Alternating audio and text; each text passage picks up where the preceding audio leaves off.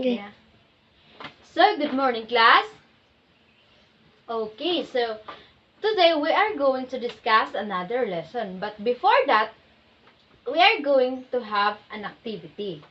So, I am going to give you some pictures, and after that, we are going to watch a video entitled All About Musical Notes. And after that is we will be having an activity. But before that, I am going to group the class into 4 groups. So this area is for group 1, group 2, group 3, and group 4. So after you watch the video is you are going to perform it here, and then the group that will sing it clearly will be given 5 points. Is that clear? Now you may go to your respective groups. I have here some pictures and I will give it to you. And then now I will be asking some questions. So, my dear students, where did you think those pictures are related to? Princess. That's right. Those pictures are related to musical or musical notes. Did you think that those pictures are important? Very good. Those pictures are important. Last question is, did you ever saw those pictures or saw those pictures in our everyday lives? Thank you. That's good. So lastly, what other pictures have you observed? Good job. The reason that why we get to know those things, it is because today we are going to discuss musical notes and rest. But before that, I will going to present to you our objectives for today. Our first objective is identify whole note, half rest, and whole rest through application. Our second objective is create and label the different kinds of notes and rest. Our last objective is you are going to show collaboration and cooperation in every activity. I have some questions. Did you know what is musical notes? Okay, next question is what about musical rest? Okay, so now I am going to discuss first what is musical notes.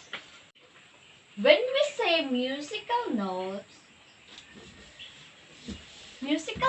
is defined as a symbol that designate the duration and pitch of a sound.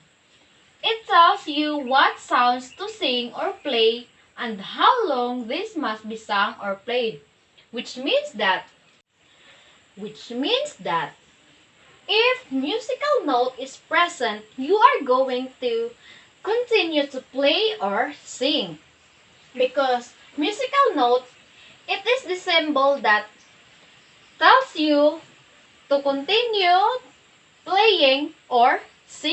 For example, you are playing piano and then you are guided by the musical piece. And then you have observed that there's a musical note. That means that you are going to continue playing the piano because musical note is the duration and pitch of the sound and tells you what sound to sing. And musical note is the one tells you how long you are going to play or sing. So our first example of musical note is, can you read? Whole note. Our first example of musical note is whole note. And this is the symbol of whole note. So every musical note and rest have their time value or beats. So whole note is the time value is 4. Another example is, kindly read, half note. Another example of musical note is half note. If a whole note have time value of 4, half note have 2 time value. Whole note have 4 time value and half note have 2. We are going to discuss, kindly read, musical rest. So earlier, musical note, which means that is defined as the symbol that designates the duration and pitch of a sound. While musical rest is, when we say musical rest, it designates the duration of a silence or the absence of the sounds. Rest tells you when to breathe or stop playing to make the musical piece pleasing to the ear, which means that musical rest is the one who tells you when to stop or breathe. For example, you are going to play in a piano and then you have observed that musical rest is present and you are going to stop playing. If musical rest tells you when to stop, musical note tells you when to sing or play. Always remember that musical rest is the one who tells you when to breathe or stop playing. And then musical notes is the one who tells you what sound to sing or play and how long this must be sung or played. So, I have here some examples of musical rest. So, our first example is whole rest. If musical note have whole note, musical rest also have whole rest. So, earlier I have told you that musical notes and rest have time value. Did you remember what is the time value of whole note? Yes, very good. The same as the whole rest. Whole rest have 4 as the time value, also the same with whole note. So the next example is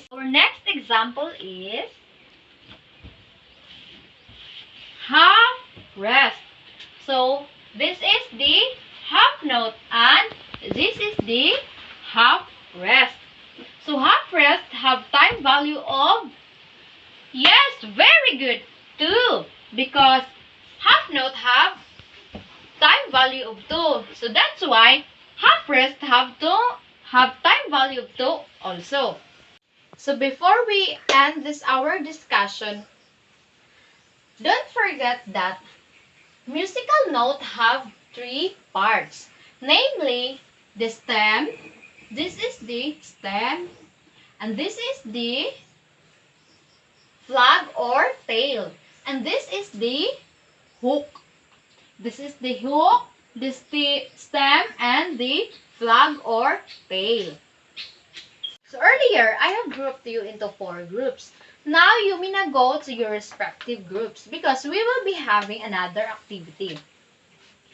So, I will give each group a musical piece.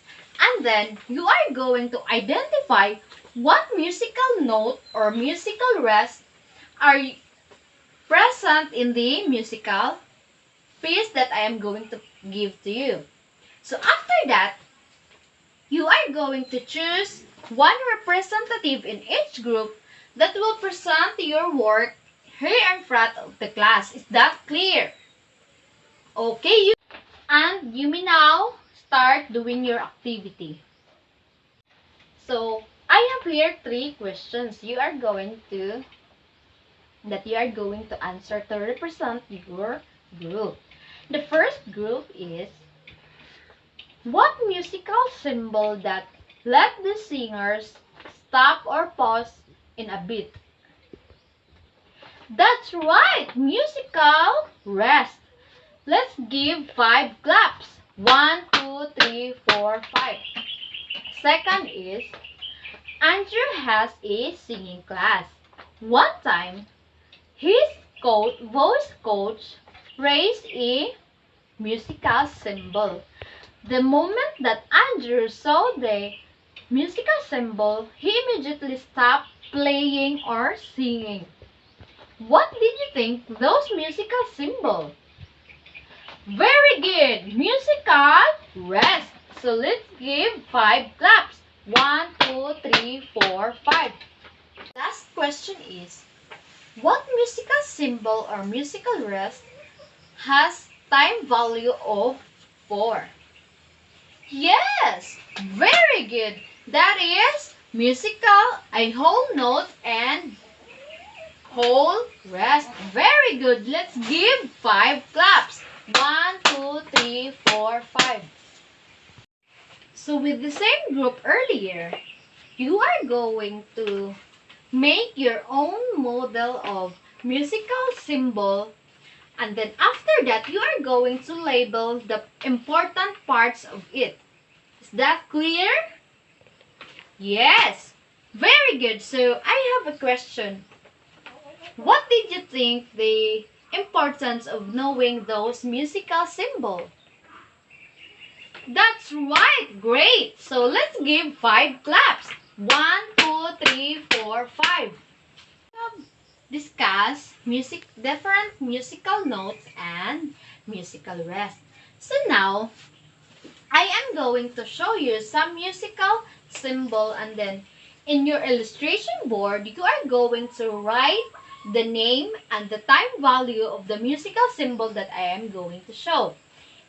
Are you all excited? Okay, we are going to start our activity. So the first picture is this. After 5 counts, the one that first to raise their illustration board will be given the first 1 point.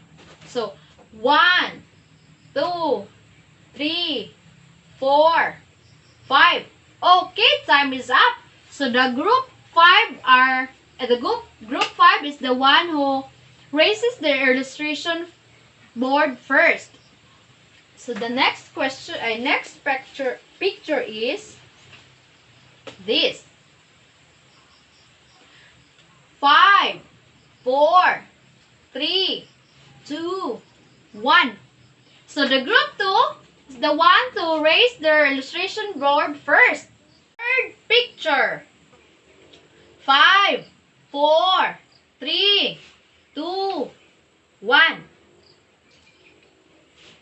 And our last picture. 5, 4, 3, 2, 1. Alright. So this time we will be having our quiz. So in your activity paper, you are going to draw the musical notes and musical rest, and you are going to give the time value because it is because the name is already given, and you are going to choose your answer inside the box. Is that clear? Alright, so you may now begin answering because you are given 10 minutes only to finish this quiz. Your assignment. In your assignment notebook, you are going to draw your musical notes and musical rest. And then after that, you are going to give an essay or an explanation why did you choose that musical symbol, and explain what is the importance of that musical symbol. Is that clear? Okay, good. That's all for today, class. I hope that you learned something from me. Thank you.